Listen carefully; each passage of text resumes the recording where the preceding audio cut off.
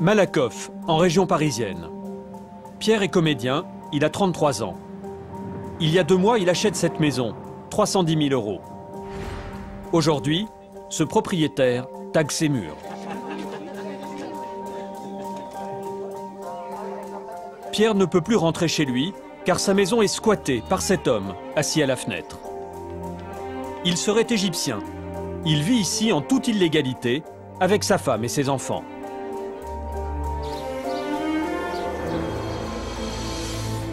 Pierre est venu avec des amis pour tenter de faire partir le squatteur. Moi je vous dis simplement, je suis propriétaire de cette maison, Je suis d'accord avec je vous. suis à la rue, je n'ai pas d'autre choix que d'habiter ici. Je n'ai pas d'autre choix. Je suis Voilà, c'est tout ce que correct j'ai à vous avec dire. vous. Et moi je ne suis pas correct avec vous. Vous êtes dit, je suis Qu'est-ce qu'il y a d'incorrect? Moi, je n'ai pas Qu'est-ce qu'il y a voulu. d'incorrect? Je suis responsable 5 enfants, jamais voulu. Est-ce que vous êtes d'accord qu'on se parle? La situation est Je suis impossible. avec vous. Est-ce qu'on peut se parler? Je suis... Non, non, non, non. d'accord. Mohamed refuse de quitter les lieux. Il est 21 h. Pierre organise une opération anti-squat pour alerter les voisins. Pour marquer les esprits, le propriétaire campe devant sa propre maison. Ça c'est ma tante. Voilà, donc ça c'est là où je compte habiter, donc c'est un peu le bordel. Je vais nettoyer. Non, non, là c'était la cuisine. Je vous ai montré la cuisine. C'est un 2 pièces, hein. C'est pas très grand. Là c'est la salle de bain. La salle d'eau. La salle d'eau, ouais. Voilà, la salle d'eau. Pierre ironise, pourtant il ne peut toujours pas rentrer chez lui. Son cauchemar a commencé il y a 2 jours. Il avait prévu des travaux dans sa maison. Quand les ouvriers arrivent, il se trouve face à Mohamed, le squatteur. On vous a raconté l'histoire déjà. Quand l'entrepreneur, il m'a dit, Monsieur Chamel, vous logez des gens? Non. Ah bah vous êtes squatté. Quoi? Ah bon? Donc, je suis rentré là par la porte là. Bonjour, je suis le propriétaire de la maison. Oui, bonjour. Je suis, voilà, j'habite ici. Ah ben, je lui ai demandé de sortir, on doit faire des travaux. Non. Vous rentrez pas chez moi. C'est chez moi ici. Ah, je me suis dit d'accord, ok. Est-ce qu'on va ailleurs? On repère. Je me suis dit c'est n'importe quoi. Et là je me suis dit oh là, je suis pas dans la merde. Et j'ai organisé aujourd'hui le contre-squat. J'ai installé ma tante qui est là. Voilà. Alors qui est ce squatteur? Comment a-t-il pu rentrer dans cette maison? Nous avons voulu le rencontrer. Entrez. Mohamed accepte de tout nous expliquer, car il n'est pas tout à fait un squatteur comme les autres. Ça, c'est la cuisine. Mohamed est en situation régulière. Il travaille comme carreleur. Il s'est installé ici il y a 2 semaines avec sa femme et ses 5 enfants. Ça, c'est une petite chambre pour les femmes, quelque chose comme ça. Le couple est arrivé en France il y a 9 ans. Mohamed n'a jamais réussi à louer un logement dans le privé. Depuis des années, la famille va d'hôtel en hôtel. Youssef, Ahmed, El Sayed, les malades, l'asthmatique. Ça, c'est Aya. Ça, c'est très beau pour moi. Parce qu'avant, dans l'hôtel, elle n'est pas dormir comme ça. Elle n'est pas dormir comme ça. Dormir à côté. Aujourd'hui, le père de famille tombe des nues. Allez-y. Il affirme être entré dans la maison en toute légalité. D'ailleurs, il a même un bail, un contrat de location en bonne et due forme. Le propriétaire serait un certain Eric Simba. J'ai payé 900 €. Après, le monsieur m'a dit, d'accord, monsieur Atiyah, signez ici. Pour le contrat, comme ça, il est comblé. Moi, j'ai signé ici. Qui est Eric Simba? Comment Mohamed s'est-il fait piéger? Le faux propriétaire serait un homme de 45 ans d'origine africaine que Mohamed rencontre un jour dans un café. Bien habillé, beau parleur, il inspire confiance. Au fil de la conversation, il se présente comme le propriétaire d'une maison. Mohamed cherche un logement. Il lui propose de la louer pour 900 € par mois. Quelques jours après, le bail est signé. Mohamed ne se doute de rien. L'homme lui donne les clés du pavillon. Ça, c'est la clé générale. La clé originale pour là-bas, ou l'ancien. Qu'un monsieur vous a donné. Oui, donner 3 la clé. C'est la même. Tac, tac. Allez-y, monsieur Atiyah. La porte est ouverte. Et pourtant, il y a bien eu effraction, comme nous le montre Pierre, le vrai propriétaire. Là, c'est l'entrée par laquelle la personne qui habite dedans entre et sort. Bah, là, il y a une marque de pied de biche. Hein. On la voit. Ça a été forcé, hein. Voilà, tout simplement. Pour rentrer dans cette maison, Mohamed a versé 2 700 € en liquide, l'équivalent de 2 mois de caution et 1 mois de loyer. Il ne reverra plus jamais le faux bailleur. Éric Simba n'existe pas.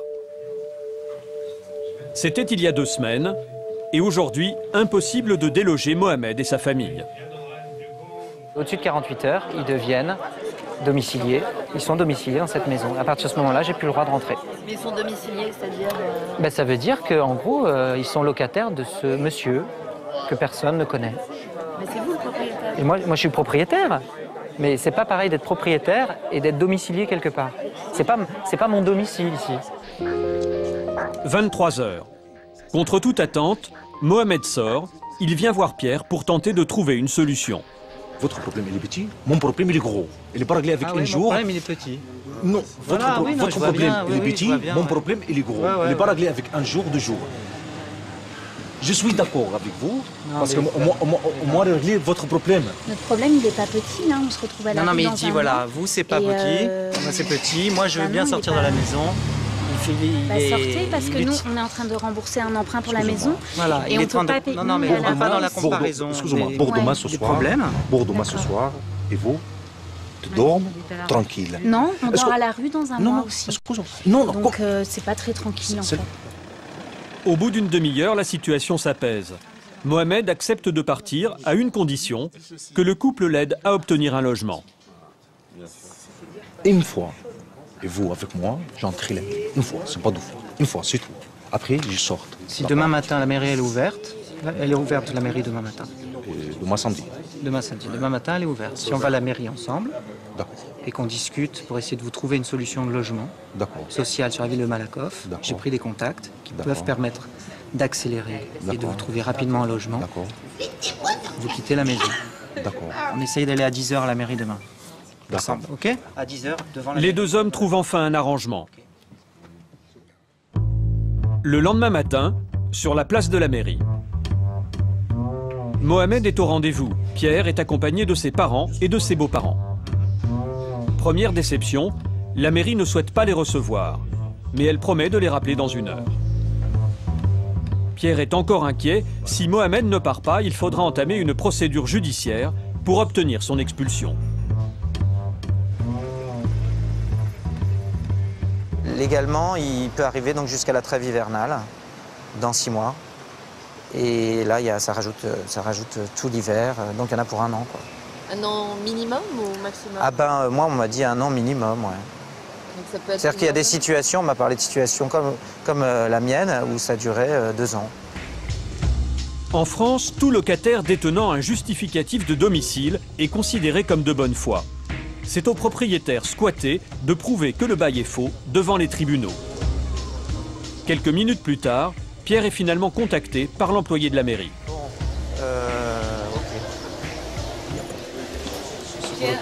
Mohamed, j'ai eu Madame Lefebvre au téléphone. Ils vont te proposer une solution de logement.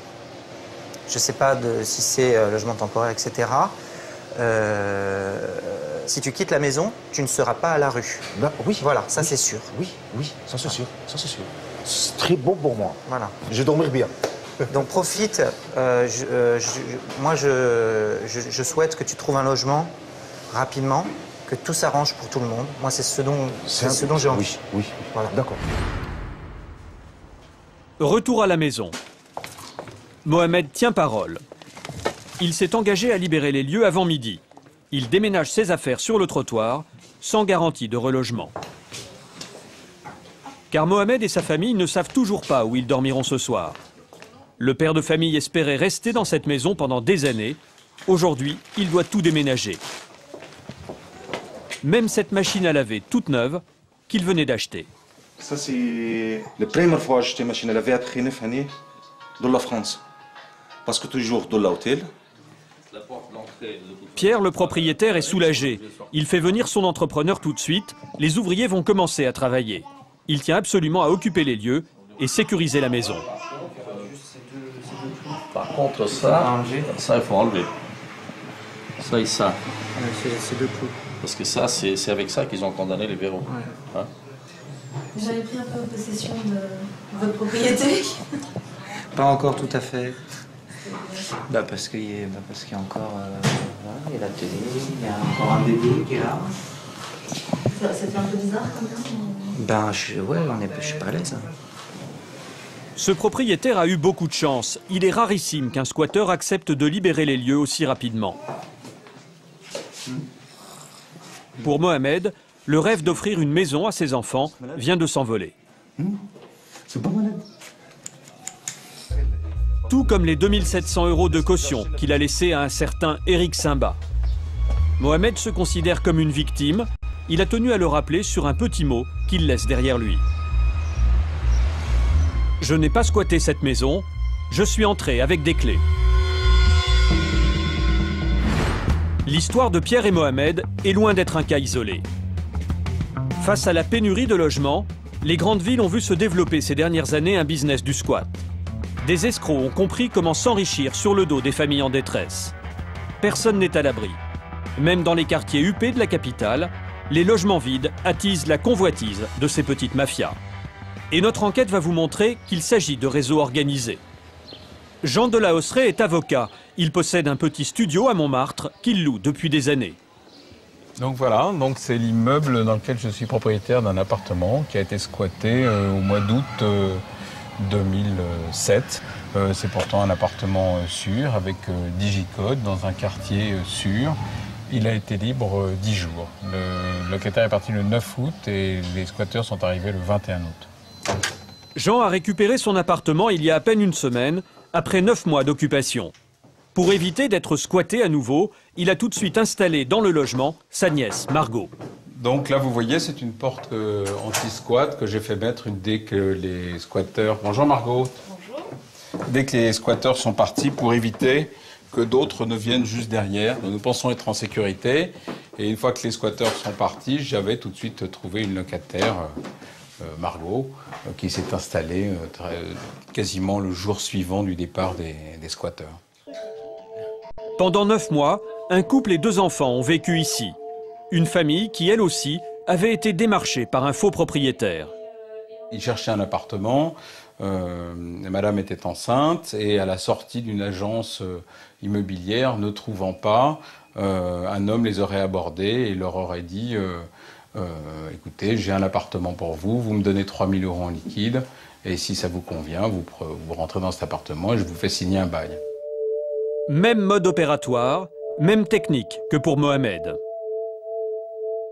Le prétendu bailleur s'appellerait M. Martin Dubois. Bien entendu, après vérification, M. Martin Dubois n'est ni Robin ni Martin et n'existe pas.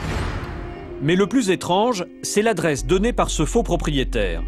15 rue Jean Jaurès. C'est la même rue qui figure sur le faux bail de Mohamed. Eric Simba disait vivre au 22 rue Jean Jaurès. 2 adresses qui n'existent pas. À Paris, il y a bien une avenue, mais pas de rue Jean Jaurès. Simple coïncidence, difficile à croire. Il s'agirait du même réseau. Armand Boucris est avocat spécialisé dans l'immobilier.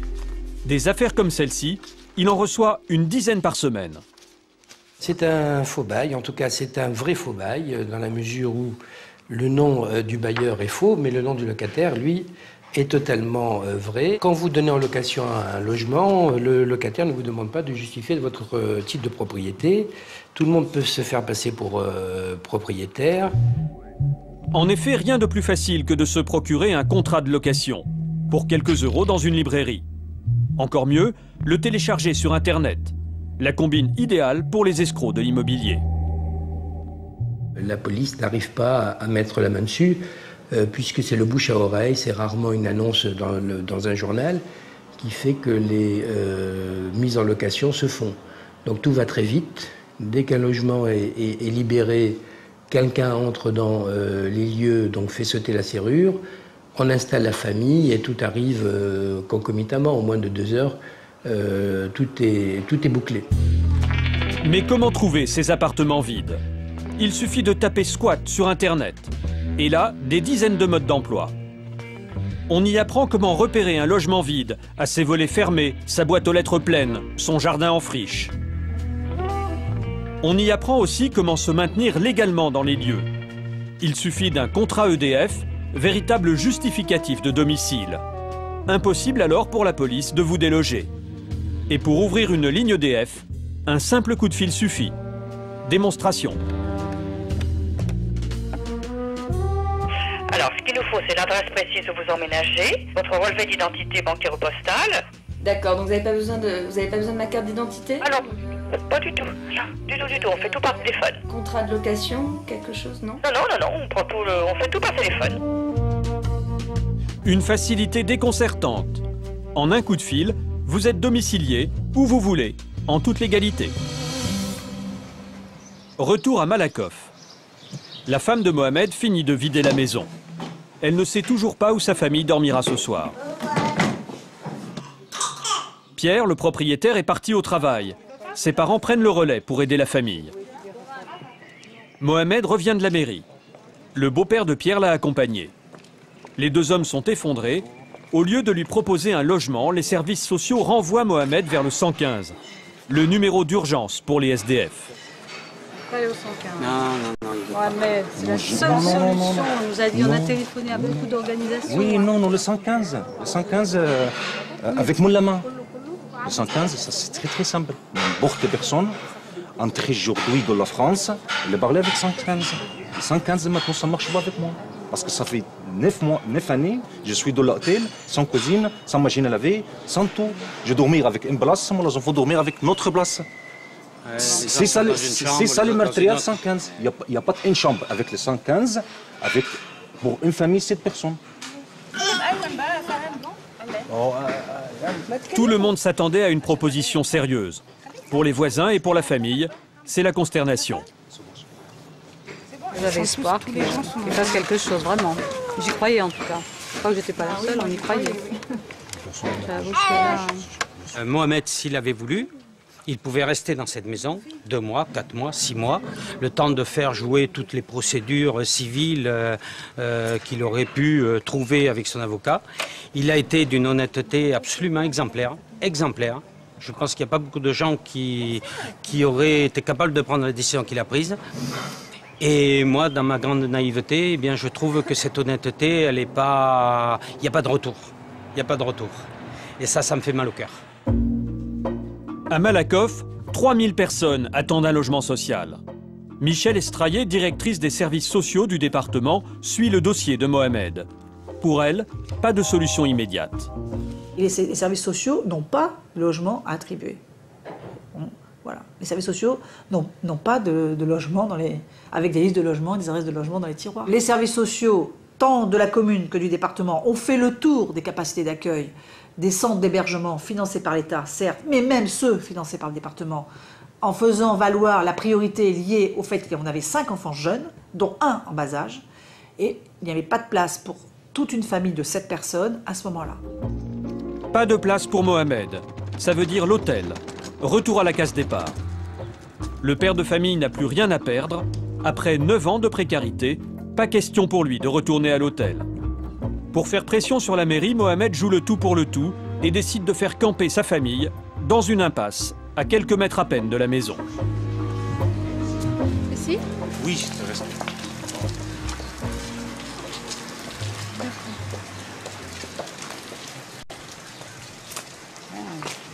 Pas à lui faire entendre, c'est là qu'il veut rester, il veut acheter une tente, il veut venir planter la tente là. Il ne veut plus aller à l'hôtel du tout. Jusqu'à que la mairie fasse quelque chose. Je ne sais pas, ça m'angoisse, on ne peut pas laisser... Et on n'arrive pas à le convaincre, hein, rien du tout. Je sais pas. Il ne doit pas dormir là avec ses 5 enfants quand même. Je sais pas. C'est lourd, hein. C'est vraiment trop lourd. Je vais encore essayer de joindre... Victime d'un escroc, Mohamed a tout perdu.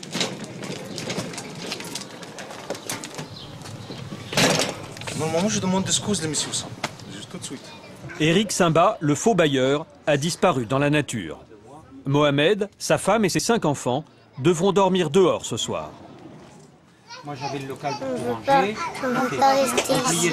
Pourquoi? Tu pars? On peut dormir ici. Vous voulez dormir ici? C'est déjà. T'inquiète pas. On va dormir ici? Oui. Ouais. Oui. Finalement, les enfants ne dormiront pas dans la rue. Ils seront hébergés par une voisine. Seul Mohamed restera dehors. Quant à sa demande de logement social à Malakoff, 10 ans d'attente pour obtenir un HLM. Logements sociaux saturés, loyers trop chers. En France, le marché du squat est en pleine expansion. Plus de 5000 logements seraient occupés illégalement rien qu'en Île-de-France. Alors qui se cache derrière ce nouveau business? Seine-Saint-Denis, banlieue nord de Paris. Un de nos journalistes se fait passer pour un père de famille en recherche de logement. Nous l'équipons d'une caméra cachée. Au pied d'une tour, un groupe de jeunes d'une trentaine d'années joue au foot. Nous décidons de leur demander s'ils connaissent des squats.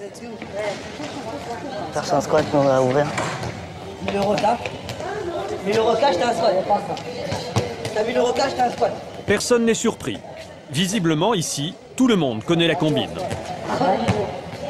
Dis-moi, tu cherches quoi exactement? Viens en avant, ça viens en avant, ça. Ça va, un truc tranquille, ouais. Combien? F3, F4 Si c'est déjà F2, c'est déjà pas mal, ou F3, c'est déjà pas mal. Ici, il y a que des... chez une pointue, c'est 2 chambres. Ouais. Il y en a que c'est 3. Il y en a c'est 2. Tu sais comment faut gérer pour pas qu'on vienne te casser les couilles, quoi. Si tu payes l'électricité, personne ne peut mettre dehors. T'as un truc, tu vois. Pourquoi tu prends un contrat de bail là, pour toi, au tabac, pour faire... ça, c'est le blahni, ça, tu vois. Pourquoi t'as rencontré quelqu'un, il t'a dit j'ai un appartement, boum, tout ça, boum, tu montres le contrat de bail. Les gens qui sont restés, c'est les gens qui payaient un truc. Si tu payes le DF, tu montres comme quoi tu payes le DF, c'est bon. Notre contact connaît bien les rouages de la loi. Il n'en est pas à son premier squat. Le soir, je t'en ouvre il n'y a pas de souci pour ça.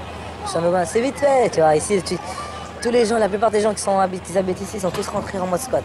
Tu vois, mets-toi juste ça dans la tête. Le rendez-vous est pris. Le lendemain matin, retour dans la cité. Notre contact n'est pas là, mais 2 jeunes nous abordent. Ils savent pourquoi nous sommes là. Ça va? Ils nous proposent d'ouvrir un squat tout de suite pour 300 €. Nous les suivons. Les hommes ont déjà repéré l'appartement. Ils ont tout prévu. Même la pioche pour forcer la porte. Ils traversent la cité en plein jour, l'outil à la main. Une scène qui n'étonne absolument personne. Ouais, tranquille. Ça va? Nous les suivons.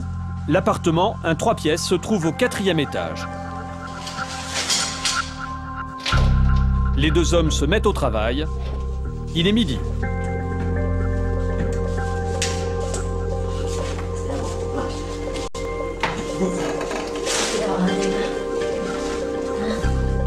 Dans le jargon, on les appelle les ouvreurs de porte.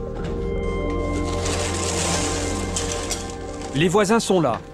Du monde passe dans la cage d'escalier.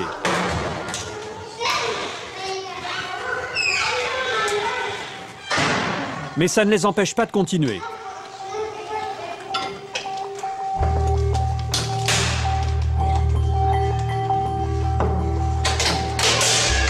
Au bout d'une vingtaine de minutes d'effort, la porte cède.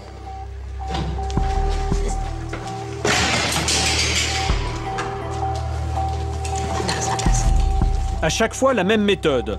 Le premier réflexe des ouvreurs de porte, changer immédiatement la serrure. Impossible alors pour le propriétaire d'accéder à son logement. Tout est propre. Il n'y a plus qu'à poser ses valises. L'appartement fait 60 mètres carrés environ, un double séjour, 2 chambres et un balcon. Après 48 heures d'occupation et un contrat EDF, nous pourrions habiter dans cet appartement pendant des mois, des années peut-être. Reste à effacer toute trace d'effraction. Prends de plâtre avec toi, tu le mets là, ni vu, ni connu. Après ta vente tout de suite, tu ramènes les affaires, tu t'énerves, tu te sers avec ton bébé. Et pas se faire casser les deux ailes, tout de suite.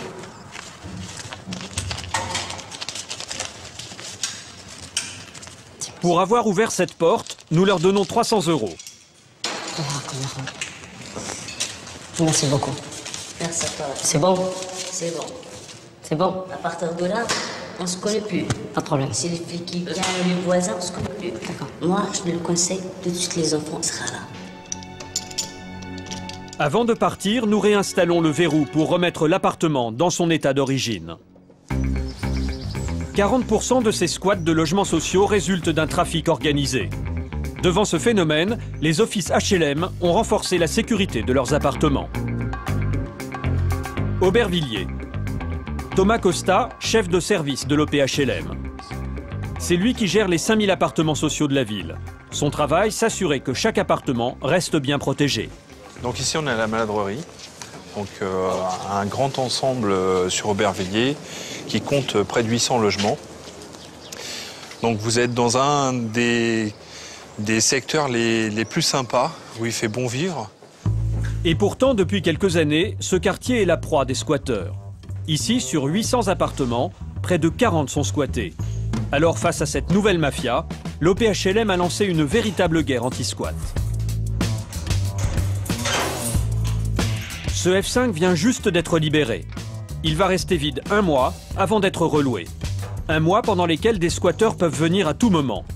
Pas de temps à perdre. Pour le protéger, ce logement, on met ce que l'on appelle des panneaux blindés sur tout ce qui est baies, fenêtres, etc. Donc c'est ce genre de protection qui évite effectivement la pénétration de l'extérieur. Donc là, il y en a quelques-uns de posés. Les petites fenêtres ne sont pas oubliées, c'est un accès, malgré tout. Voilà, donc tout est fermé, voilà. Et là, ça, c'est quoi? Là, vous vous donnez sur un petit balcon. Pareil, il est accessible par l'extérieur, donc c'est une zone à risque. Donc il faut protéger. Chaque fenêtre est démontée, remplacée par un panneau d'acier inviolable, même celle qui donne sur le vide. Vous avez une baie qui paraît inaccessible, puisqu'on est quand même au 3e étage. Donc voilà, mais malgré tout, il peut arriver qu'ils y accèdent. C'est déjà arrivé, où on n'avait pas protégé ces fenêtres-là. Et par donc le rampant, ils ont réussi à rentrer et ont démonté après tous les systèmes de protection, etc. Malgré toutes ces protections, Thomas reste vigilant, car les squatteurs n'ont peur de rien, même pas d'une porte blindée. Bah, c'est en métal, mais ça n'empêche pas les coups à la tronçonneuse, ça peut être forcé, enfin, à partir du moment où ces gens-là ont le temps de réfléchir et de prendre le temps pour trouver une solution pour rentrer, ils y arrivent.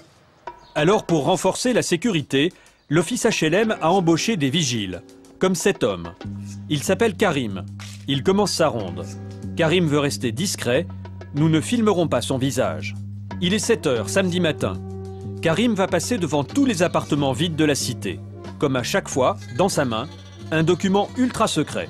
C'est la liste des logements vides d'Aubervilliers. Alors ça, c'est très confidentiel.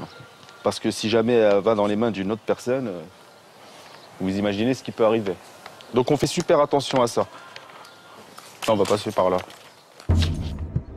Sa mission, passer toutes les 2 heures devant une 50aine d'appartements vides. Il inspecte les portes, une à une. Au niveau du courant, là je sais que j'ai pas de courant. Si jamais je reviens 2-3 heures après, je sonne, il y a du courant. C'est pas normal. C'est toujours ma serrure d'origine. Donc si jamais il est squatté, on va ouvrir la porte et on va changer le canon. On va mettre un nouveau canon à la place. Donc automatiquement, pour moi, ils n'ont pas changé le canon. La porte est nickel. C'est un logement qui n'est pas squatté. Sûr à 100%. Et si Karim ne pénètre pas dans les appartements, s'il n'en a pas les clés, c'est pour une raison bien précise. Imaginez-vous, j'ai 50 logements à surveiller, j'ai 50 clés d'appartements. Je vais me balader en pleine nuit avec 50 logements libres dans mes poches. Si j'ai le malheur de me faire braquer en pleine nuit, on me prend mon trousseau de clés, on me prend les clés de tous les logements. Mais en un week-end, ils peuvent me faire un festival sur Aubervilliers. Tout ce que je peux vous dire, c'est que moi, les clés des logements libres, ils sont très très bien protégés. C'est à l'intérieur des coffres forts. Ah ouais, on peut pas y accéder à ces clés-là. L'année dernière, l'office HLM a été cambriolé. Des centaines de clés d'appartements ont été volées. Depuis, toutes les serrures ont été changées. Quant au coffre-fort, il est aujourd'hui dans un endroit tenu secret. Karim et ses collègues sont de service toutes les nuits. Et ils ne tiennent pas du tout à croiser le chemin des ouvreurs de portes. Tant mieux qu'on sache pas qui c'est, tant mieux qu'on sache pas Qu'on n'en sache pas plus. Nous, notre mission à nous, c'est de passer toutes les 2 heures, toutes les 3 heures dans nos logements. Si jamais il est squatté, bah, ça sera signalé. On fera notre travail jusqu'au bout. C'est tout. Mais le reste, on ne va pas plus loin. Porte blindée, vigile, ces mesures anti-squat coûtent chaque année la somme colossale de 700 000 € à l'office HLM. Et en plus, chaque appartement squatté prive une famille qui a fait une demande officielle de logement social. Comme Mohamed, qui après un mois passé dans la rue attend toujours un toit. Aujourd'hui, après des semaines de combat, il renonce à un chez lui. Il finit par accepter la solution provisoire que lui offrent les services sociaux, quelques semaines à l'hôtel. Maintenant, de l'hôtel. À Malakoff. Là, à Malakoff, le centre social. Avant-hier, 9h matin jusqu'à 8h ce soir, pour gagner une semaine de l'hôtel. Après 10 années, je suis là de la France. Mohamed va installer sa famille. Impossible pour nous de filmer. Il veut rester discret vis-à-vis du gérant de l'hôtel. Nous lui confions donc une petite caméra pour découvrir son logement provisoire.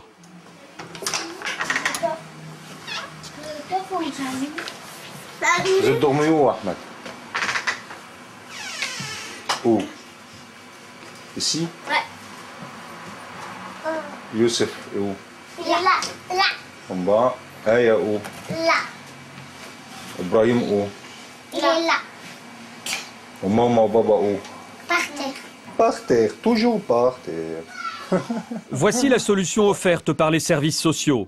Une chambre de 9 mètres carrés pour 7 personnes. Une pièce minuscule pour un prix exorbitant, 3 500 € par mois. Car les hôteliers calculent le prix à la personne et non au mètre carré. Plus la famille est nombreuse, plus la facture est salée. Cette facture, Mohamed n'a pas les moyens de la payer. Elle est donc prise en charge par l'aide sociale à l'enfance. Pour loger les familles comme celle de Mohamed, l'État paie chaque année plus de 55 millions d'euros. Un filon en or pour les hôteliers peu scrupuleux, comme cette femme, que nous appellerons Nadia. Elle possède un hôtel de 20 chambres à Paris. Pourtant, pour les services sociaux, 50 familles vivraient ici. 30 de plus que la capacité d'accueil. Où sont ces familles? Nous les avons retrouvées dans des studios loués bon marché par Nadia et facturés 3 fois plus cher à l'État en tant que chambre d'hôtel.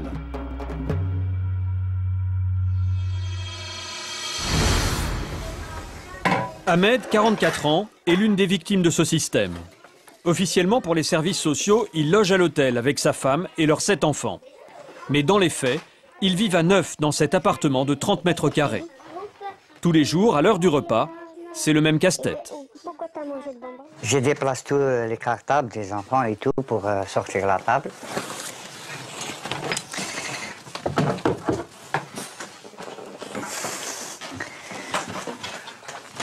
Ça, c'est la deuxième pièce pour faire manger ici. La moitié, il dort ici. D'accord. Normalement, c'est ça. Il a dit, normalement, c'est le salon. Ahmed est français d'origine algérienne. Il est au chômage.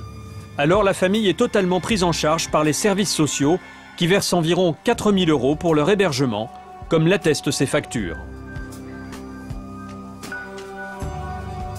Chaque mois, il paye 4 115 ou 185. C'est 31 jours. 4 185 €. Une somme énorme qui correspond au prix de 3 chambres d'hôtel pour un mois. Le problème, c'est que Ahmed et sa famille n'ont jamais passé une seule nuit à l'hôtel. Ce sont de fausses factures émises par la gérante. Et vous avez déjà dormi à l'hôtel? Non, jamais. Comme tous les 28 de chaque mois, Ahmed se rend au bureau de l'aide sociale à l'enfance. Il va chercher l'argent censé payer des chambres d'hôtel. Nous l'équipons d'une caméra cachée. Des milliers de familles viennent ici régulièrement chercher l'argent de leur hébergement. C'est donc 3 735. Ouais.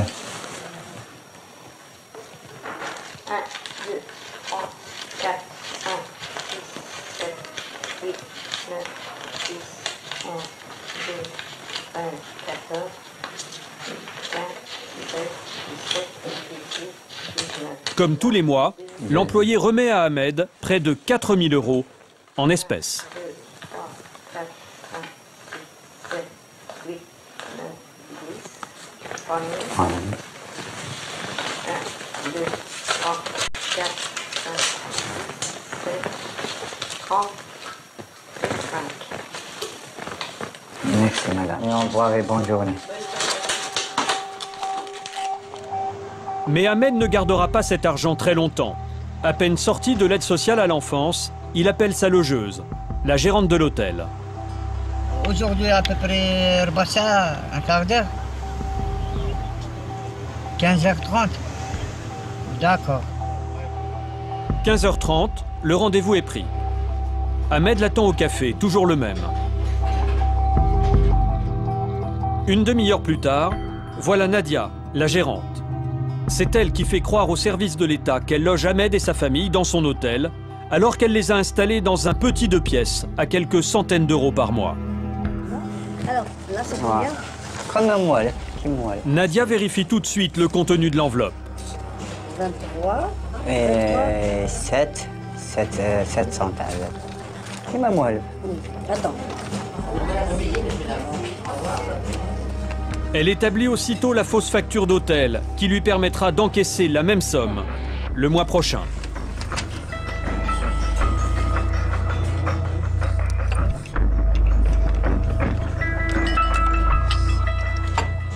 Alors, le 29. Hey, voilà. L'opération a duré en tout et pour tout une dizaine de minutes. De l'argent facilement gagné. En un an, Nadia aurait touché en liquide environ 48 000 euros, rien qu'avec Ahmed et sa famille. Qui est Nadia? Agit-elle seule ou en réseau? Nous avons voulu en savoir plus. 17e arrondissement de Paris, voilà l'hôtel dans lequel Nadia est censée loger les familles. Sur les statuts de la société, nous découvrons qu'il s'agit d'une entreprise familiale. Les parents de Nadia, ses 2 sœurs et son frère. C'est toute une famille qui vit de ce business en marge des lois.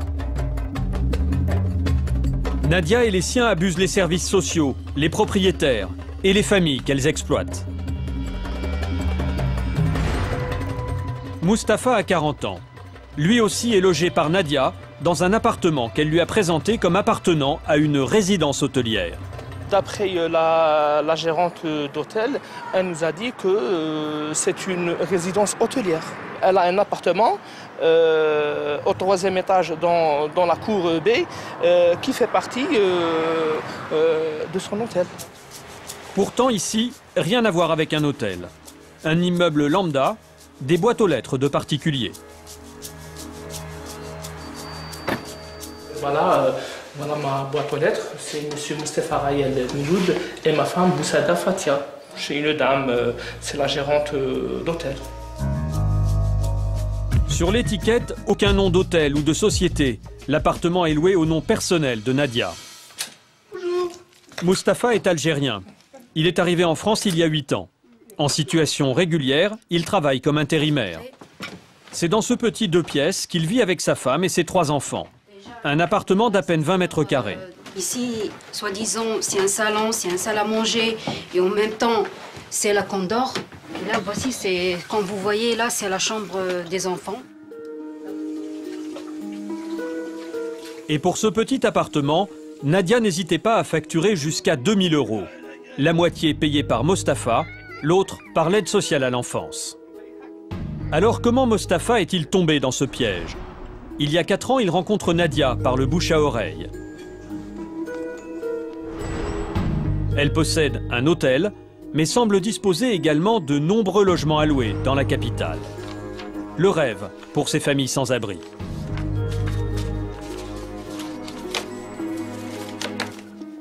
Le jour où on était reçus, elle nous a demandé, voilà, voulez-vous un appartement ou voulez-vous que vous habitiez à l'hôtel? On a dit, on préfère habiter dans un appartement. Donc, elle a dit quel appartement, est-ce qu'au 3e, 2e, quel arrondissement, 10, 12, donc elle avait les appartements un peu partout. Nous, on ne cherchait pas à comprendre s'il s'agit d'une agence immobilière. On a fait notre propre enquête. On a vu d'autres familles un peu dans des appartements et voilà, et ils viennent et ils sont pris en charge par l'aide sociale à l'enfance. Donc, où est le problème? Nous, on ne fait pas la police. Nous, on est des familles. On veut être hébergés. À l'époque, Mostafa et sa femme s'installent dans l'appartement en toute bonne foi. Ils ne se doutent pas de l'arnaque. Jusqu'au jour où une femme frappe à leur porte. C'était la propriétaire. Elle nous a dit ça, c'est ma propriété. Qui vous a fait rentrer ici? On a dit c'est la gérante. Hein? Elle a dit mais moi j'ai pas loué mon appartement à vous. J'ai loué l'appartement à telle dame, c'est-à-dire c'est la gérante d'hôtel. Si la propriétaire s'étonne de leur présence, c'est parce que c'est à Nadia qu'elle a loué l'appartement. En fait, Nadia fait de la sous-location. Cette propriétaire, nous l'avons rencontrée. Elle s'appelle Isabelle. Voici son histoire. Il y a 4 ans, elle passe une petite annonce pour louer son studio. Une femme d'environ 50 ans se présente, directrice d'hôtel. Bien sous tout rapport, c'est Nadia. Seule, sans enfant, réellement pour un studio, c'est la locataire rêvée. Aucun souci, on était payé rubis sur l'ongle tous les premiers du mois, jamais par chèque personnel, toujours par mandat cash ou par chèque de banque. Donc vraiment le premier du mois sans aucun retard. Isabelle lui loue l'appartement pour 655 € par mois. Elle ignore que Nadia va le sous-louer 3 fois plus cher à une famille de 5 personnes. C'est ce qu'elle déclarait à la CAF. D'après elle, une résidence annexe de son hôtel. 38 mètres carrés alors que l'appartement faisait 20 mètres carrés.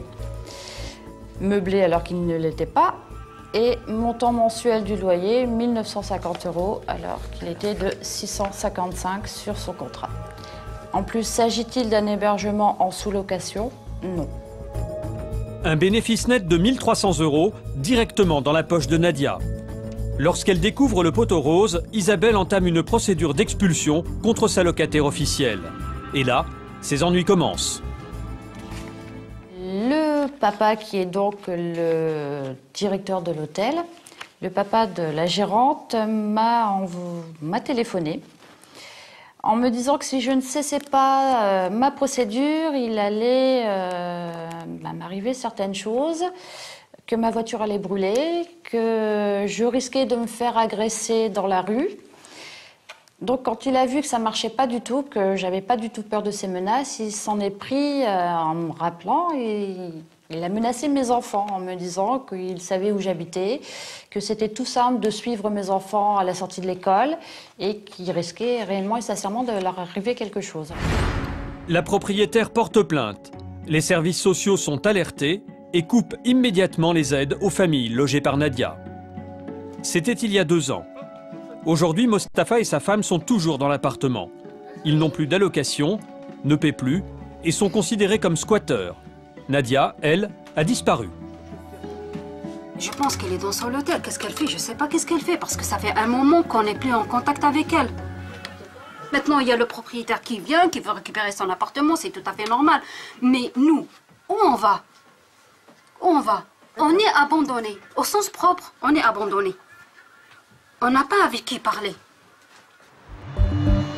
Comment dans cette affaire, l'argent de l'État a-t-il pu être détourné aussi facilement? Pour le savoir, nous nous rendons à la mairie de Paris, qui gère l'aide sociale à l'enfance. Voici les explications de Jean-Yves Manot, adjoint au logement.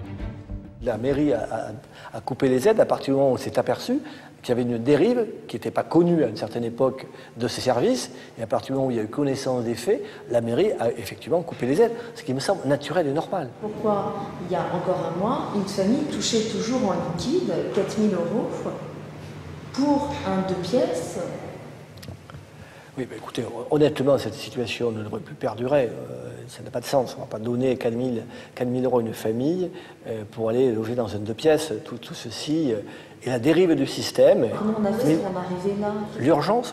C'est l'urgence qui fait que certains services que je ne critique pas sont peut-être obligés d'en arriver là pour trouver une solution rapide à une situation d'urgence. Les services sociaux n'ont pas d'autre choix que d'avoir recours aux hôtels pour loger ces familles.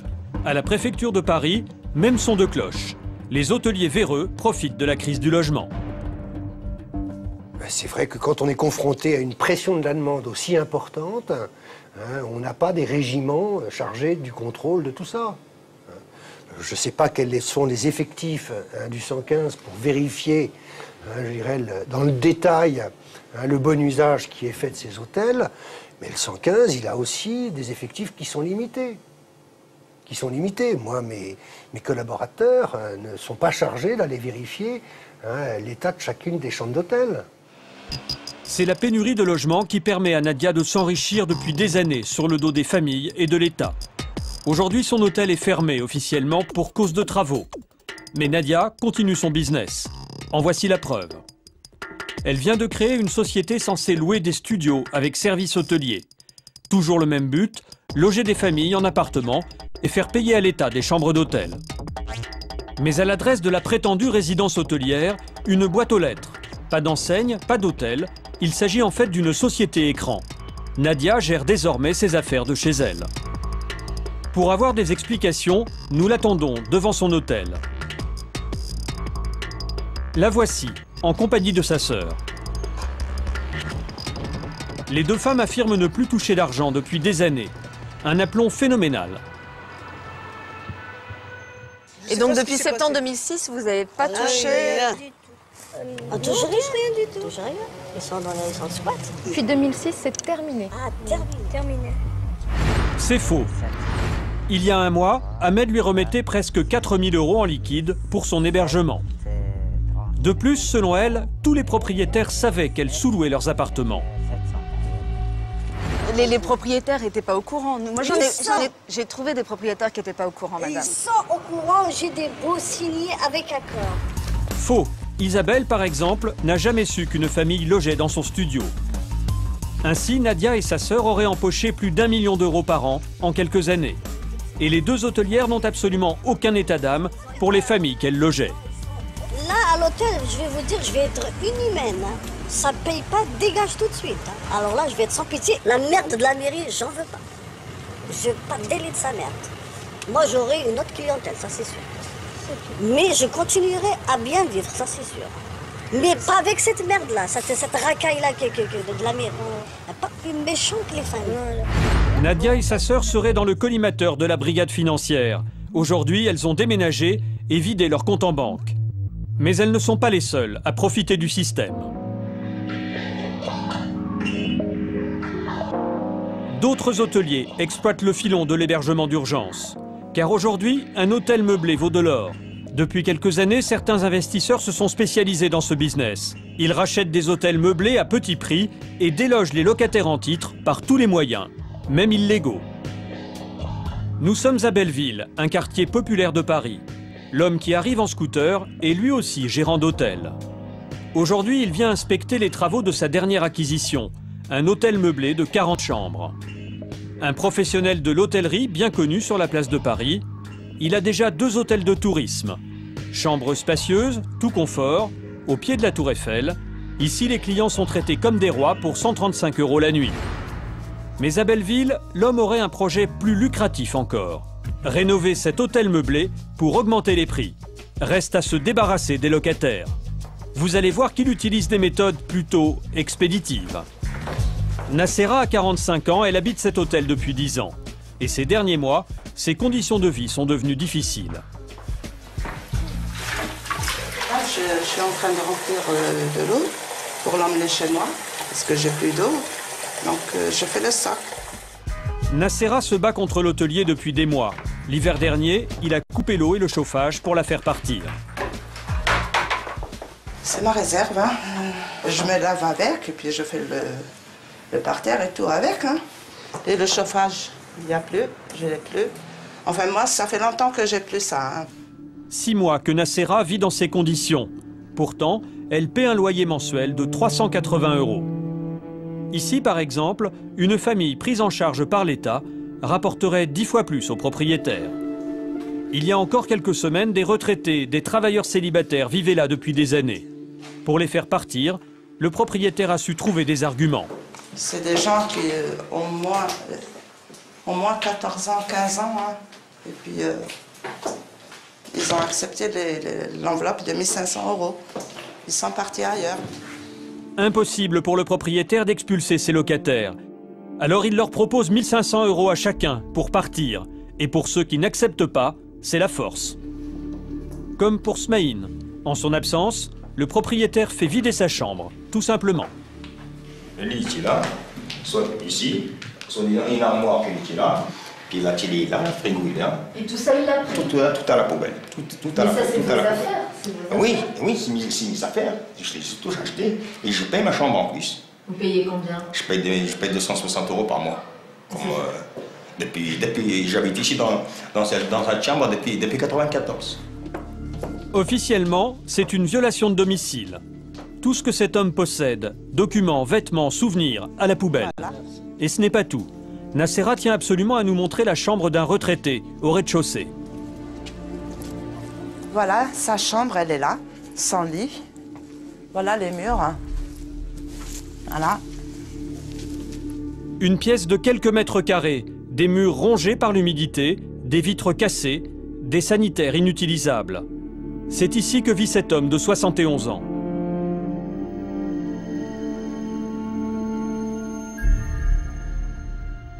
Et vous, vous êtes ici depuis combien de temps? Ça fait 8 ans.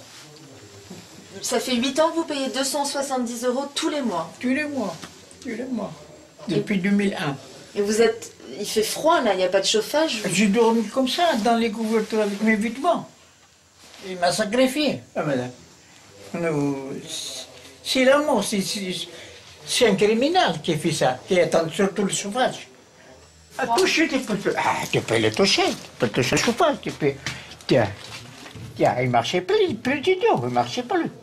C'est fini, il ne marchait plus, tu peux le toucher là, il n'y en a pas. Il n'y en a pas le chauffage. Ça, c'est votre quittance. Hein. Décembre. 270 €. C'est pas normal, ça. C'est pas normal, ça. La loi des plus forts, la loi des riches.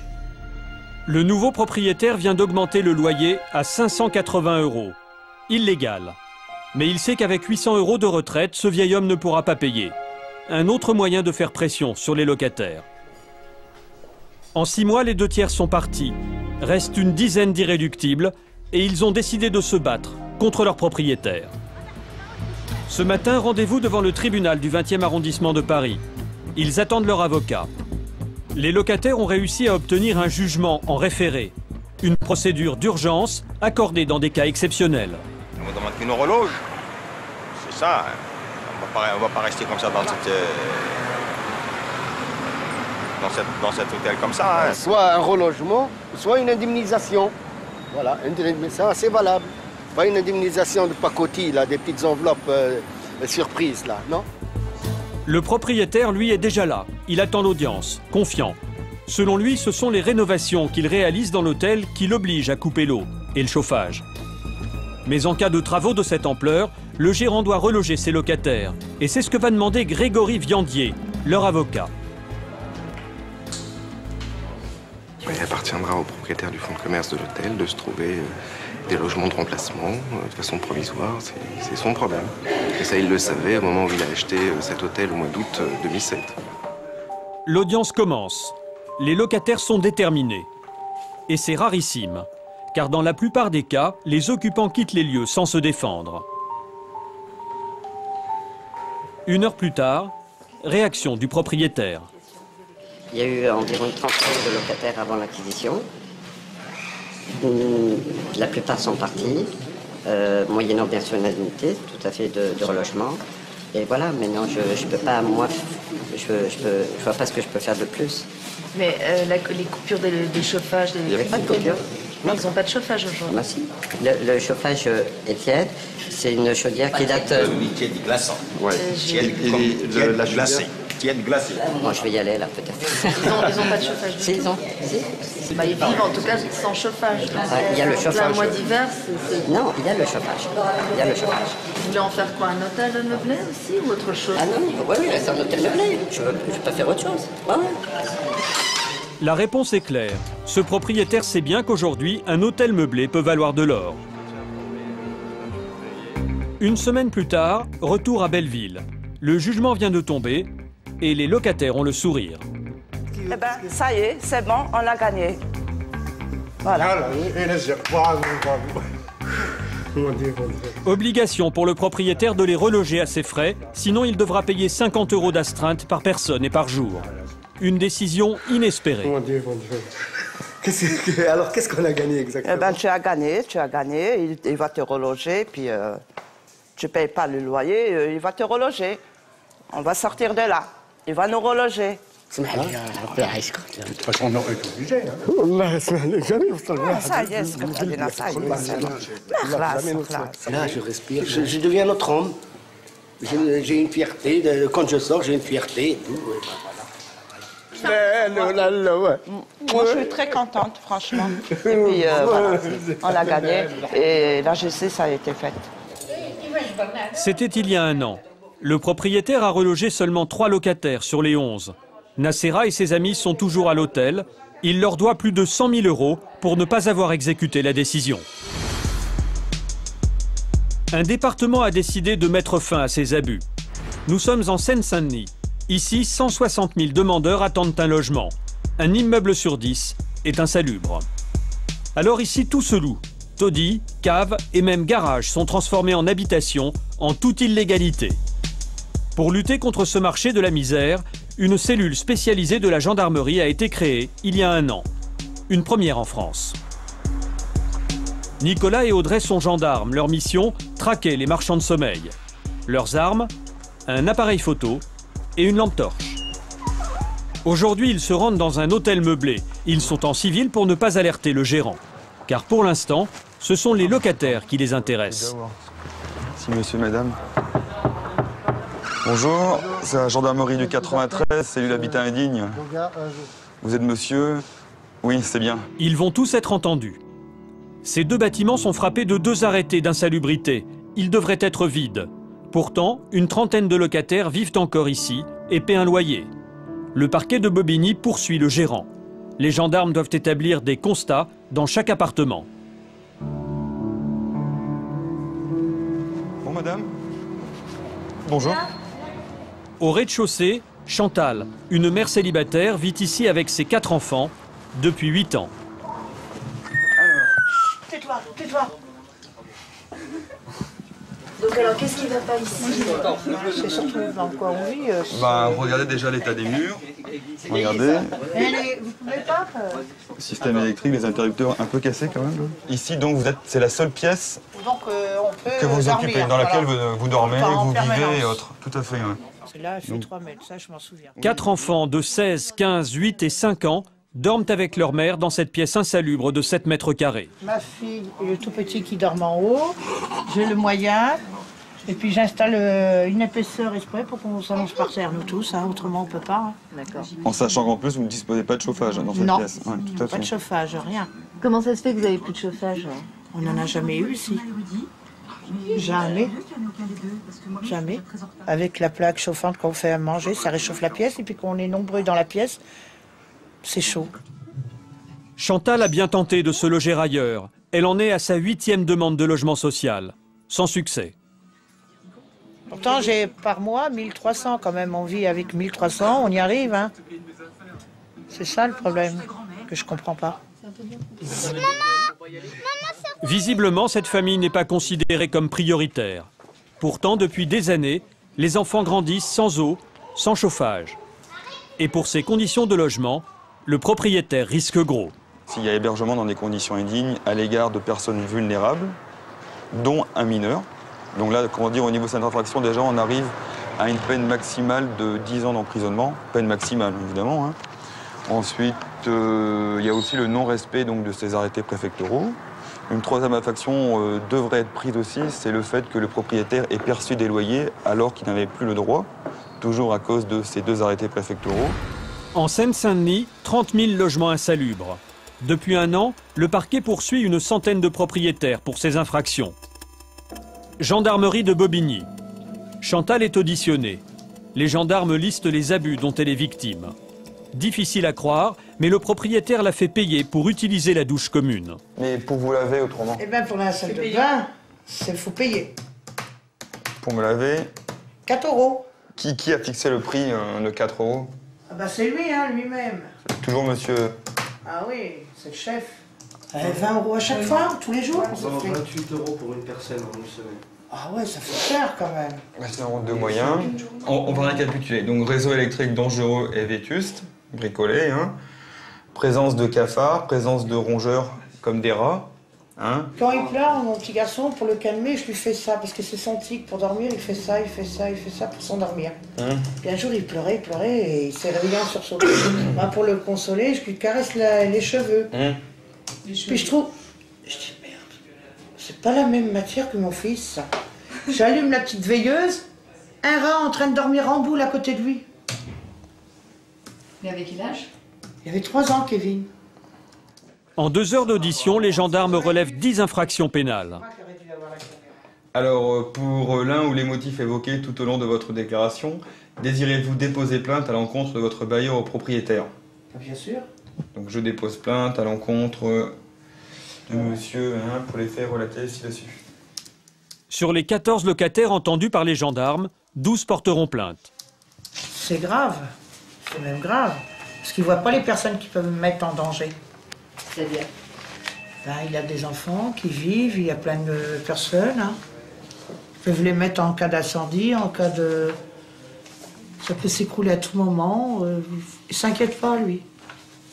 Il ne s'inquiète pas. 2 semaines plus tard, 9 h du matin. Voici le gérant de ces logements. Les gendarmes l'ont convoqué sans lui donner de motif. Il ne sait pas encore qu'il va être placé en garde à vue. Donc on vous place en garde à vue à compter d'aujourd'hui, donc 9h35, on est le 19 juin 2008, d'accord? Pour différentes infractions qui vous sont reprochées, auquel cas, de toute façon, vous allez pouvoir vous expliquer donc, au fil de la garde à vue, d'accord? Alors les infractions sont mise en danger d'autrui, soumission de plusieurs personnes vulnérables, dont au moins un mineur, à des conditions d'hébergement indignes. Pour l'instant, monsieur, c'est ce qui vous est reproché. Maintenant, vous allez pouvoir vous expliquer. Très bien? Vous expliquerez donc pendant la garde à vue. Très bien.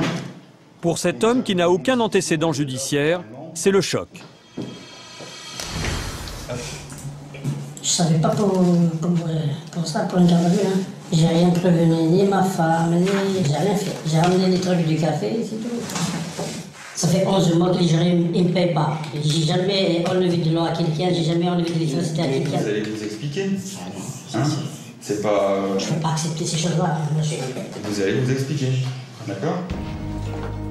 Après 48 heures de garde à vue, le gérant reconnaît 7 chefs d'inculpation, dont l'hébergement dans des conditions indignes. Il est déféré au parquet en comparution immédiate. François Molin est procureur à Bobigny. C'est le magistrat à l'origine de cette croisade contre les marchands de sommeil.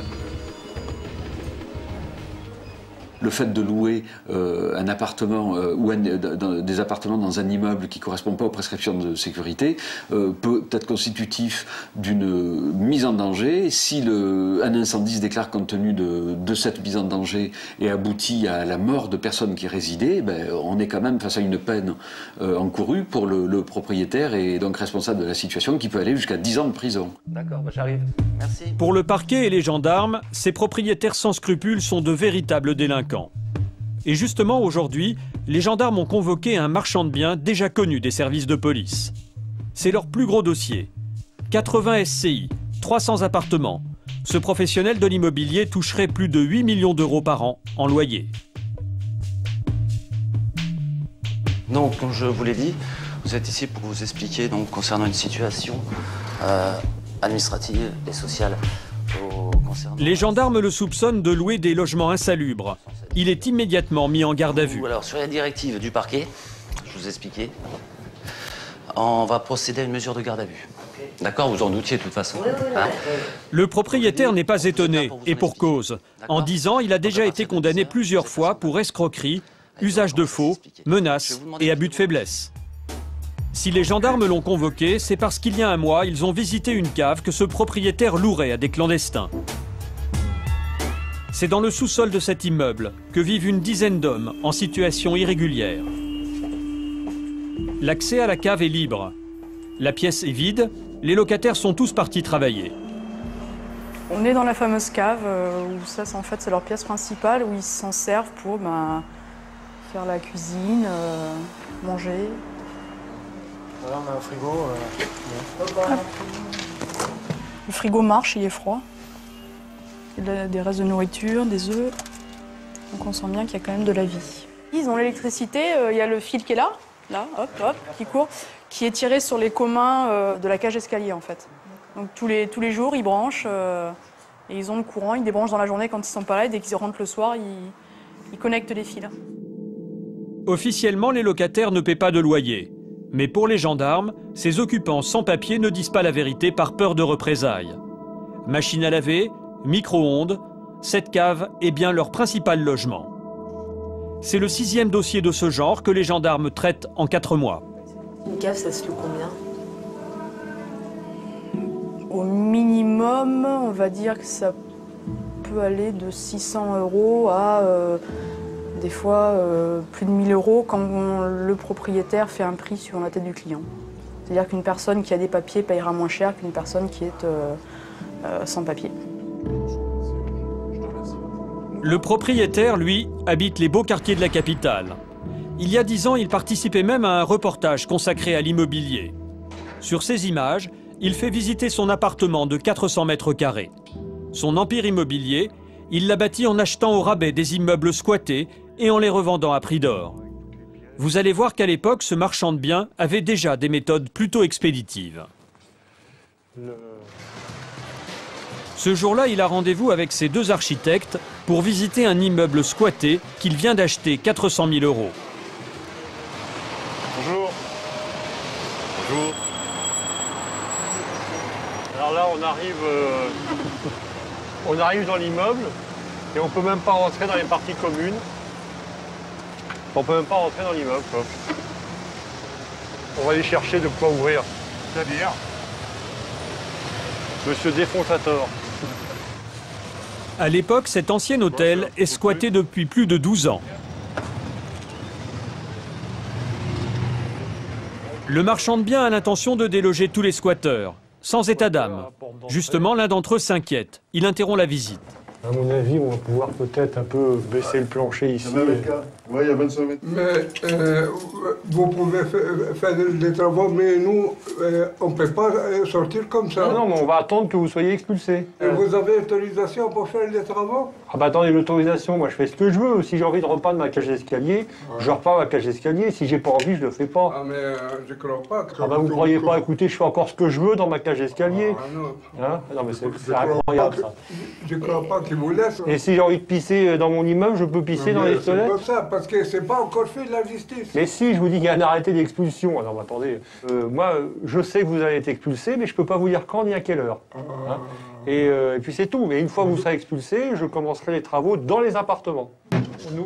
Le marchand de biens n'hésite pas à entrer dans un des appartements squattés et à parler décoration devant son occupant et les architectes, plutôt embarrassés. De toute façon, on va enlever le plafond, parce que moi, je mettrai des poutres apparentes. Parce que ça se vend beaucoup mieux avec des poutres apparentes. Donc, une fois qu'on aura enlevé ce plafond, qui est, on va dire, un faux plafond, on va voir l'état des poutres. Soit on en change, soit on change tout, soit on fait un... On va voir, mais bon, vous voyez, de toutes les façons, ça, je l'enlève. Vous le sentez? Retour à Bobigny. Les gendarmes ont déféré le propriétaire de la cave au parquet pour hébergement dans des conditions indignes. Il nie tout en bloc. Alexandra Vaillant est substitut du procureur. C'est elle qui a lancé la procédure contre le marchand de biens.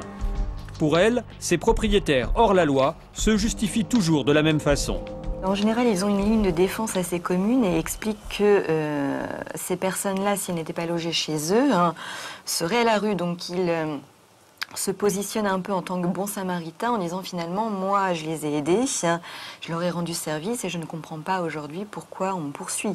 Alors que bon, cette défense, quand on sait le nombre de loyers perçus, est-ce que ça peut rapporter? Parce que c'est quasiment un métier à temps plein de percevoir, de gérer, même si c'est une gestion désastreuse et pénalement répréhensible, c'est quasiment un métier à temps plein et ça leur apporte beaucoup d'argent. De l'argent. Dans quelques minutes, Alexandra Vaillant va requérir de la prison ferme contre le marchand de biens. C'est aujourd'hui qu'il doit être jugé. L'homme a été placé en détention provisoire depuis sa garde à vue il y a 3 semaines. Le motif? Éviter toute pression sur les locataires. Il attend dans le box des accusés. Pour son avocat, le dossier est vide. Son client n'est pas un marchand de sommeil. J'ai dans mon dossier des photographies, c'est pas ce qu'on peut appeler, si vous voulez, un taudis, si vous voulez. Moi, j'ai vu des immeubles dans Paris qui étaient encore moins bien entretenus que ceux-là. Mais je crois que c'est surtout les caves, en fait. C'est surtout... Oui, mais les caves, encore une fois, c'est pas lui qui a... Mais quel intérêt il peut avoir? Il y a des gens, il y a des squatters. Ah non, pas du tout. Ah ouais, non, mais là, oui, mais attendez, ça c'est une accusation qui repose sur rien. Il n'y a rien dans le dossier, mais rien du tout, qui démontre qu'il ait touché le moins d'argent. Ils se sont introduits dans l'immeuble, ils ont fait des branchements sauvages, des branchements électriques. C'est quand même pas mon client qui est responsable des faits et gestes de ces personnes. Vous avez des gens qui dorment dans la rue, c'est pas très agréable. Ils peuvent considérer que c'est plus agréable de vivre dans une cave dans la rue. Que le propriétaire touche ou non de l'argent est secondaire. Le simple fait d'héberger des clandestins dans une cave constitue une infraction pénale. Et pour cette infraction, le marchand de biens est condamné à 15 mois de prison, dont 5 mois ferme, et 20 000 € d'amende. Une peine qui vient sanctionner les nombreux abus de ce professionnel de l'immobilier. Mais le drame, c'est que ce marché de la misère est tellement juteux qu'aujourd'hui, tout le monde s'y met. Même les petits propriétaires, au-dessus de tout soupçon. Cette maison appartient à un orthodontiste à la retraite. Il ne vit plus ici, mais il loue le sous-sol à une famille de Camerounais. Bah ça, donc, cette grille d'aération, ça c'est la fenêtre de la chambre. Et par cette fenêtre, comment dire, donc, certaines personnes donc, pissaient. Donc l'urine traversait la grille d'aération et est tombée donc, dans la chambre où dorment un couple et un enfant âgé de 4 ans. Les gendarmes ont déjà entendu le propriétaire il y a quelques semaines. Ce matin, ils reviennent voir les locataires. Bonjour, venez de moi. Le propriétaire a coupé l'électricité pour faire partir la famille. Les gendarmes viennent constater les faits. Je viens, comment dire, suite au coup de téléphone que vous nous avez laissé l'autre jour. Ah oui. Quand dire suite au fait que le propriétaire apparemment ait coupé l'électricité. Oui. C'est toujours le cas? Oui.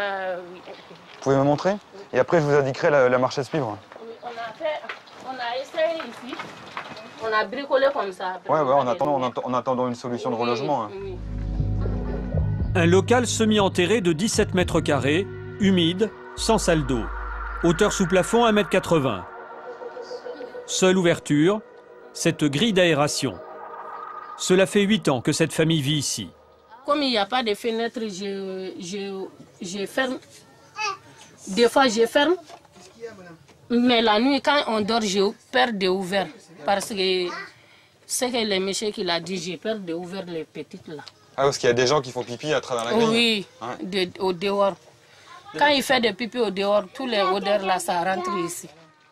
Pour aérer, Fatoumata doit laisser la porte ouverte. Du coup, le logement est infesté par les rats. C'est les rats qui mangent ici. Même mon habit là, il la mange. C'est mon pantalon, j'achète pour mettre. Et votre petite fille, elle a quel âge? Elle a 5 ans. Elle est née ici. Le mari de Fatoumata est camionneur. Il gagne 1 600 € par mois. Quand ils sont arrivés ici, le sous-sol était déjà transformé en habitation. Cuisine, WC, le propriétaire leur avait même promis une douche. Aujourd'hui, il leur a coupé l'eau. Pour ces conditions de vie, Fatoumata verse un loyer. Et là, oui. On donne de l'argent. Ouais, vous nous avez dit que vous payez un loyer, je sais plus, de 300 ou 330 € par mois. Ouais. Et le propriétaire, lui, disait qu'il ne percevait pas du tout de loyer, mais que c'était simplement pour rendre service aux occupants. Il ne veut pas qu'on dise qu'on paye des loyers. De toute façon, la plupart des propriétaires dans ce type d'affaires perçoivent à chaque fois les loyers en espèces. Ce qui permet évidemment donc de ne pas laisser de traces. Il a fallu une visite des services d'hygiène de la ville pour qu'une plainte soit déposée et que les gendarmes soient saisis. Tribunal de Bobigny, 1 mois plus tard. Leur propriétaire doit être jugé en correctionnel. Fatoumata et son mari sont venus pour assister à l'audience, tout comme les inspecteurs des services d'hygiène qui ont dénoncé les faits. Maintenant, ce que Fatoumata et son mari veulent avant tout, c'est un logement. On est traîné jusqu'à maintenant, depuis 2001 jusqu'à maintenant. On a cherché partout, on n'a pas trouvé. L'agence qui dit qu'on ne peut pas trouver comme ça si on ne gagne pas beaucoup d'argent. Et par rapport au propriétaire, vous espérez quoi, là? On n'espère pas du malheur. On veut un jugement correct, net, c'est tout.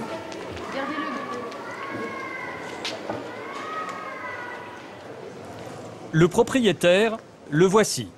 Il refuse de nous parler. Son avocate accepte de répondre à nos questions. Toujours la même ligne de défense. ce sont les locataires qui sont en infraction. C'est eux qui ont modifié la cave à l'usage d'habitation. Et votre client n'a jamais touché d'argent? Non, non. Parce que c'est tout à fait le contraire de ce qu'il... Ah oui, mais il faut prouver. On est dans les juridictions pénales et il faut le prouver. Fatoumata et son mari n'ont pas de bail. Ils déclarent payer le loyer en liquide. Le juge devra donc statuer sur son intime conviction. C'est souvent le cas dans ce genre d'affaires. 2 heures plus tard, le jugement vient de tomber. Ils ont dit quoi? Il est condamné à 4 mois de prison avec sursis Oui. et à vous verser 800 € de dommages et intérêts. 800 €. C'est bon. Comment on va trouver des logements maintenant? Vous êtes, oui, vous allez recevoir une proposition. Oui, mais il ne peut pas nous menacer là, parce que... Ah mais si vous menacez la police, hein, vous appelez, non, il n'a pas à vous menacer. Hein. Il a le droit de faire appel, mais il n'a pas le droit de vous menacer. Voilà. Le propriétaire a été condamné pour hébergement de personnes vulnérables dans des conditions indignes. Est-ce que je peux vous poser une petite question? Votre réaction, monsieur? Il ne souhaite pas répondre à nos questions. Est-ce que vous pouvez me répondre? De leur côté, Fatoumata et son mari s'inquiètent pour leur avenir. Où vont-ils vivre maintenant? Et alors, qu'est-ce qui va se passer maintenant pour... On va étudier leur dossier pour qu'ils soient relogés dans des conditions dignes de ce nom. Et ça prendra du temps? Ça dépend pas de mon service. Je peux pas vous dire, je sais pas. Et en attendant, qu'est-ce qu'ils sont où? Pour l'instant, ils restent dans leur logement respectif. Et puis, dans la cave. Ouais. Avant qu'on trouve... On n'a pas d'endroit d'aller. Vous n'avez pas de famille? Non, non, non, rien du tout. On n'a pas d'endroit d'aller. Merci. Merci bien. Bon. À bientôt. Oui, à bientôt. Oui. Au revoir. Au revoir. Ce soir, le couple retournera dormir dans sa cave. En 8 ans, ils auront payé plus de 30 000 € pour ce logement.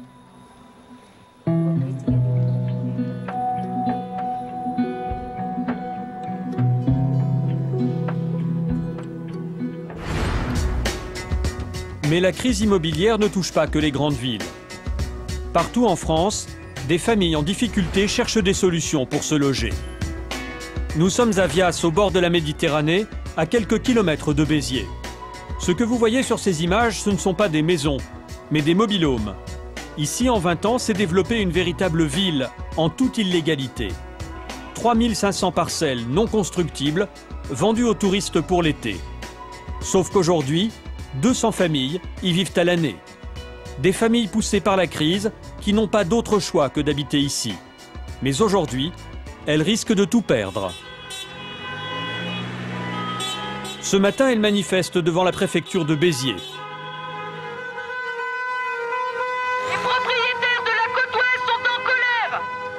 Les services de l'État et la mairie nous expulsent de nos terrains après avoir encouragé nos installations.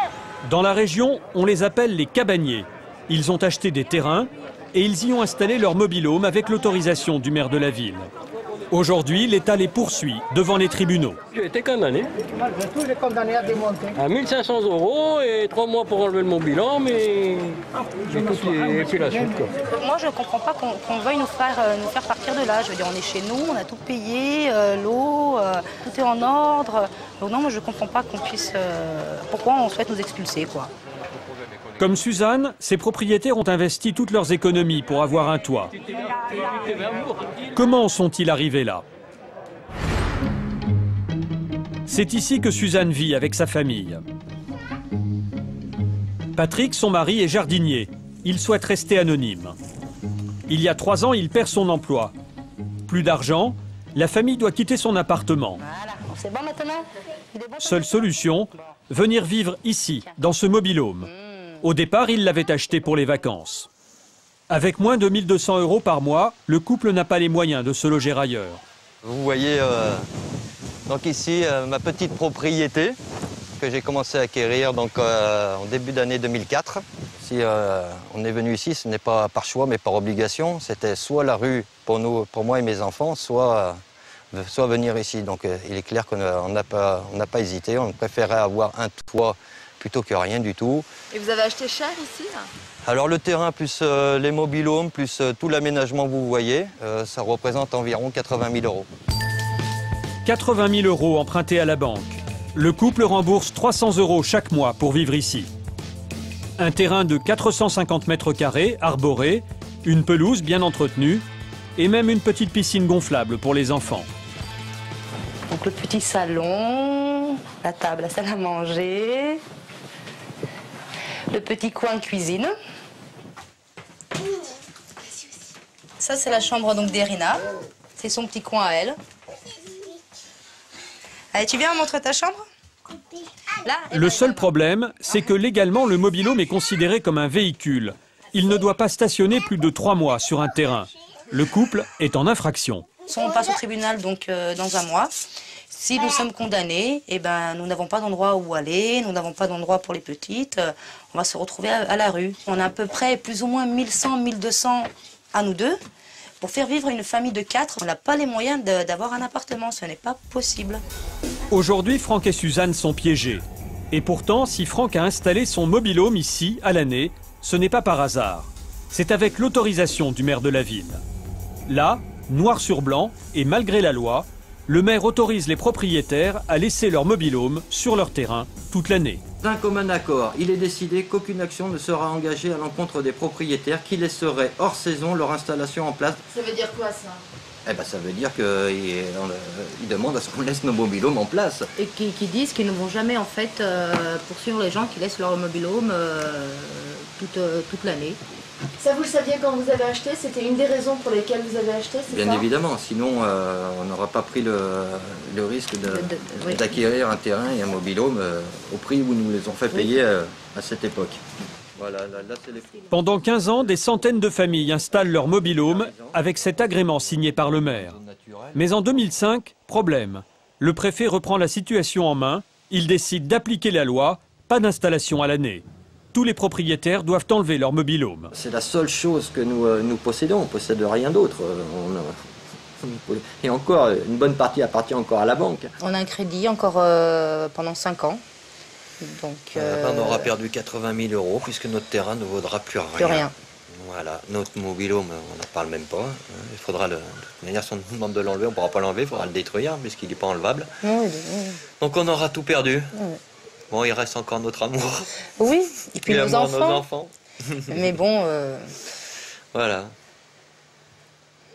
Un drame pour ces familles qui risquent de perdre leur seul logement. Alors, elles ont décidé de s'unir. Serge vit ici depuis 15 ans. Il fait partie des Robinson Crusoe, une association de défense des cabaniers. On les appelle délinquants, mais je veux dire que ça fait gros de les appeler délinquants. Hein. De se retrouver au tribunal correctionnel de Béziers avec les ivrognes, les prostituées et d'être accusé d'une infraction pénale, je veux dire, ça fait mal au cœur. D'autant plus que tous pensaient être dans leurs droits. À partir du moment où on a eu un agrément signé par le maire, à partir du moment où on a eu toutes les autorisations pour avoir l'eau, l'électricité, faire venir les installations, faire des voiries privées, diviser les parcelles, on n'était pas dans l'illégalité. Et le maire en question, le voici. Il est aujourd'hui à la retraite. Il a bien autorisé les propriétaires à laisser leur mobil-home sur place. Mais selon lui, ils ne devaient pas y habiter. Vous ne contestez pas le fait que vous leur avez donné un agrément pour qu'ils laissent leur mobil-home à l'année, en tout cas? Non, exactement. Mais c'était pour une occupation saisonnière.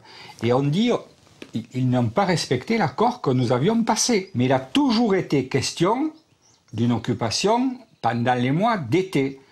Et c'est là qu'une fois que le mobil-home a été installé et qu'on a décidé qu'on le laissait parce qu'on peut le déplacer très difficilement, ils ont décidé d'y rester à l'année. D'où la reprise en main par l'État de ce problème en disant, dans ces conditions, on enlève le mobil-home à la fin de l'été. Et voilà le conflit.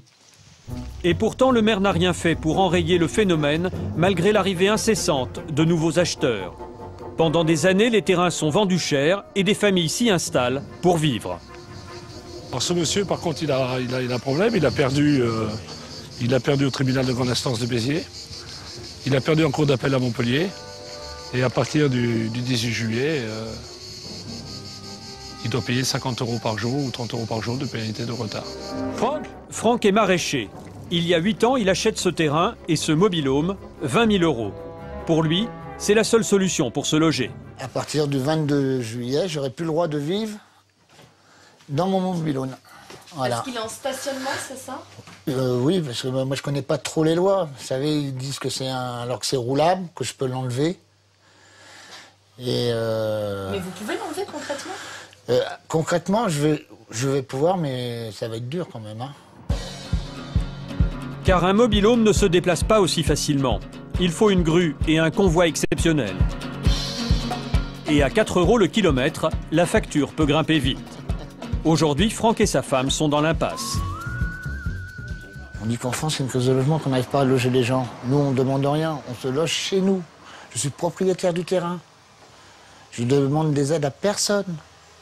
J'ai jamais été à la mairie pour demander quoi que ce soit. Et on me met dehors. Quand vous voyez à Paris que les SDF, ils les relogent dans des mobil-homes sur le bord de Seine, que nous, on vit dans des mobil-homes et nous, on nous chasse. Il y a rien à comprendre quand même. C'est des lois bizarres quand même. Pendant des années, ces terrains s'achètent à prix d'or, jusqu'à 200 000 €. Aujourd'hui, les propriétaires cherchent à vendre à tout prix.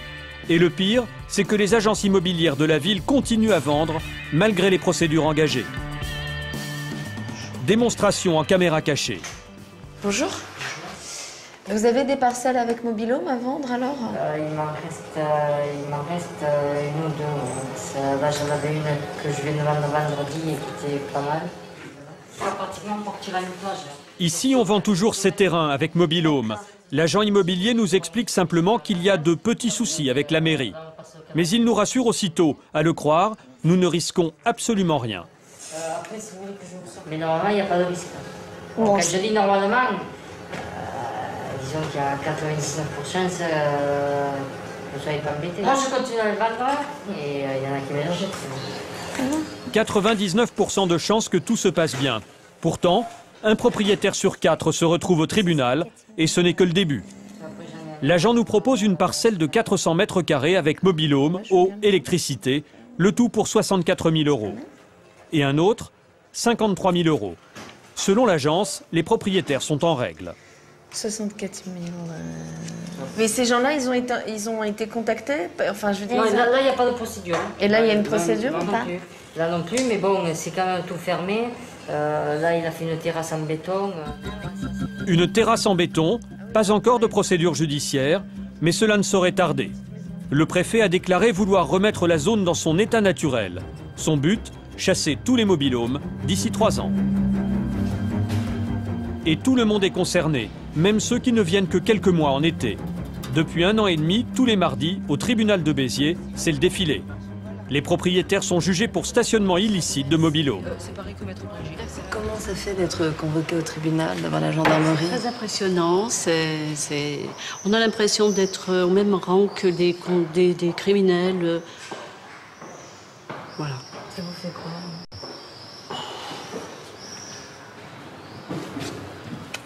Ouais, c'est pas facile. Pourquoi c'est pas facile? Vous avez plusieurs clients? Tout le monde réagit un petit peu de la même manière parce qu'au tribunal correctionnel, c'est quand même assez intimidant et puis ils n'ont pas l'impression d'avoir fait quelque chose de mal parce que tous ces faits, comme je vous le disais tout à l'heure, au vu et au su de tous, il y a eu des tolérances de la part de tous les côtés et puis être convoqué comme ça devant un tribunal correctionnel, parfois être sanctionné, même souvent, il y a des peines qui sont prononcées, donc c'est assez mal vécu par les gens, quoi. Vous êtes soucieuse, madame, pour l'avenir? Oui. Si ça n'était qu'à moi, je le revendrais. C'est pour mes enfants. C'est-à-dire? Mais ils y tiennent beaucoup. Mais bon, on a beaucoup investi, on a vraiment tout mis dans ce terrain. Moi, si demain je devais le vendre, j'aurais plus rien. Ce matin, ils sont 15 à attendre d'être jugés. Et pour eux, c'est l'incompréhension. Il y aurait des convois exceptionnels pour mettre les mobil-homes et des convois exceptionnels pour les sortir. Et ça pendant toute la saison alors des vacances, déjà qu'on a du mal à circuler dans Vias quand il y a la saison touristique, c'est aberrant. Depuis 1 an, devant le nombre de poursuites, le tribunal de Béziers consacre une matinée entière toutes les semaines à ce dossier. Bien, bonjour à tous, l'audience à GGO est ouverte, veuillez vous asseoir. La mairie de Vias est partie civile. Elle dépense 180 000 € par an pour les frais de procédure. Aujourd'hui, pas de surprise, le procureur demande l'enlèvement des mobil-homes pour tous. Une demi-heure plus tard, les jugements sont rendus. Mais quelle est la décision coupable. pour chacun Nous coupable, donc enlever le mobil-homme, détruire la terrasse et enlever la brique à plus de 20 ans sur le terrain. Coupable, 100 € d'amende avec sursis, enlever le mobil-homme et détruire la terrasse. Et vous? Pareil. Coupable aussi, il faut tout enlever. Il faut tout enlever, complet. On va faire appel n'importe comment parce qu'on trouve que c'est vraiment illogique. Donc, on va se laisser foutre dehors sans réagir. Tous hors la loi. Les 200 familles qui résident à l'année à Vias, lésées et privées de logement, viendront bientôt allonger la liste de tous ceux qui, en France, cherchent à se loger.